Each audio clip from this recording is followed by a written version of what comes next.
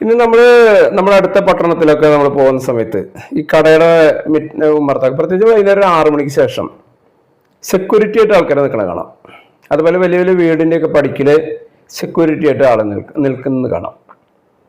അപ്പൊ നമ്മളൊക്കെ സാധാരണ ചിന്തിക്കുക സെക്യൂരിറ്റി എന്നൊക്കെ പറയുമ്പോൾ നമ്മൾ എന്താ ചിന്തിക്കുക, വളരെ ആരോഗ്യവാനായിട്ടുള്ള അല്ലെങ്കിൽ എക്സ് മിലിറ്ററിക്കാരൊക്കെ എന്നൊക്കെയാണ് നമ്മൾ ചിന്തിക്കുക. പക്ഷെ ഏറ്റവും രസകരം എന്ന് പറയുന്നത് എഴുന്നേറ്റ് നിൽക്കാൻ പോലും ആവില്ലാത്ത പോലെയുള്ള 70 വയസ്സും 65 വയസ്സും 70 വയസ്സ് 75 വയസ്സായ ആൾക്കാരാണ് സെക്യൂരിറ്റി എന്ന് പറഞ്ഞ് നിൽക്കുന്നത്. കാരണം അവരെ സംബന്ധിച്ച് അവർക്ക് ഒരാളവിടെ വേണമെന്നല്ല, കടക്കാരനെ സംബന്ധിച്ചാൽ വീട്ടുകാരെ സംബന്ധിച്ച് കാവലിനൊരാൾ വേണമെന്ന് മാത്രമേ ഉള്ളൂ. 10,000 രൂപയ്ക്കും 12,000 രൂപയ്ക്കൊക്കെയാണ് ഇവരോട് ജോലി ചെയ്യുന്നത്. അവരുടെ ഈ പ്രായത്തിൽ അവർ എവിടെയാണ് ശരിക്കും അവർ നിൽക്കേണ്ടത്? അവരുടെ വീട്ടില് കൊച്ചുമക്കളുടെ കൂടെ കഴിയേണ്ട ആളുകളാണ് ഈ രാത്രി കൊതുകടിയും കൊണ്ട് ഈ തണുപ്പത്ത് ഇവിടെ വന്ന് നിൽക്കുന്നത്. അതിന് കാരണം അവരെ സംബന്ധിച്ച് ആകുന്ന കാലത്ത് അവർ ഈ കാര്യം ചിന്തിച്ചില്ല. അപ്പൊ ഇന്നത്തെ ചെറുപ്പക്കാരോട് ഇതന്നെ പറയാനുള്ളത്. നമ്മൾ സാധാരണ പറയില്ലേ, പച്ചപ്രാവല പഴുത്ത പ്രാവല വീണ കാണുന്ന സമയത്ത് ചെയ്യിക്കും എന്നുള്ള പഴം ചൊല്ലി പറയാറുണ്ട്. പക്ഷെ നാളെ നമ്മളും പഴുക്കും.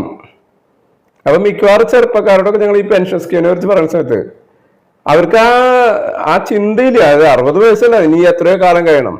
ഇപ്പൊ കൈനിറയെ കാശ് കിട്ടുന്ന കാശ് ലാവിഷായിട്ട് അടിച്ചു പൊളിച്ച് ജീവിക്കുന്നു. ഇനി വല്ല എന്തെങ്കിലും ഉണ്ടെങ്കിൽ വല്ല മ്യൂച്വൽ ഫണ്ടിൽ ഷെയറിലിടണം. അത് 2 കൊല്ലം 3 കൊല്ലം ഷെയർ ഗ്രോത്ത് വരുന്ന സ്ഥലത്തൊക്കെ എടുത്ത് അതും തീരണം.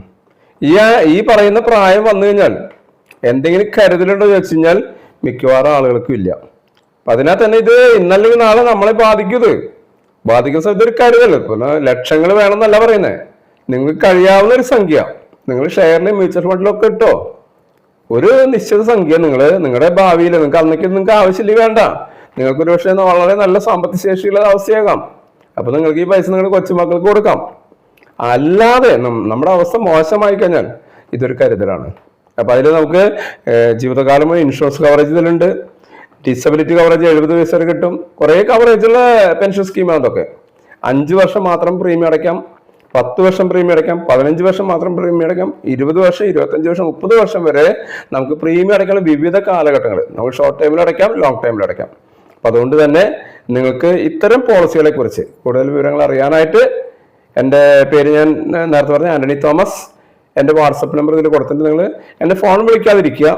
പരമാവധി നിങ്ങൾ എൻ്റെ വാട്സപ്പിൽ വോയിസ് ഇടുമ്പോൾ നിങ്ങൾ പേരും ഡേറ്റ് ഓഫ് ബർത്ത് സ്ഥലം വെച്ചുകൊണ്ട് വോയിസ് ഇടുക. അതോടൊപ്പം തന്നെ ഞാൻ നിരവധി വീഡിയോസ് വാഹന ഇൻഷുറൻസിനെ സംബന്ധിച്ച്, ഹെൽത്ത് ഇൻഷുറൻസിനെ സംബന്ധിച്ച്, LIC കുറിച്ചൊക്കെ ചെയ്തിട്ടുണ്ട്. നിങ്ങൾക്ക് അത് എല്ലാം തന്നെ യൂസ്ഫുൾ ആണ്, നിങ്ങൾക്ക് കണ്ടാൽ മനസ്സിലാകും. അപ്പോൾ അടുത്തൊരു വീഡിയോ ആയിട്ട് വരുന്നവരെ ഏവർക്കും ഗുഡ് ബൈ.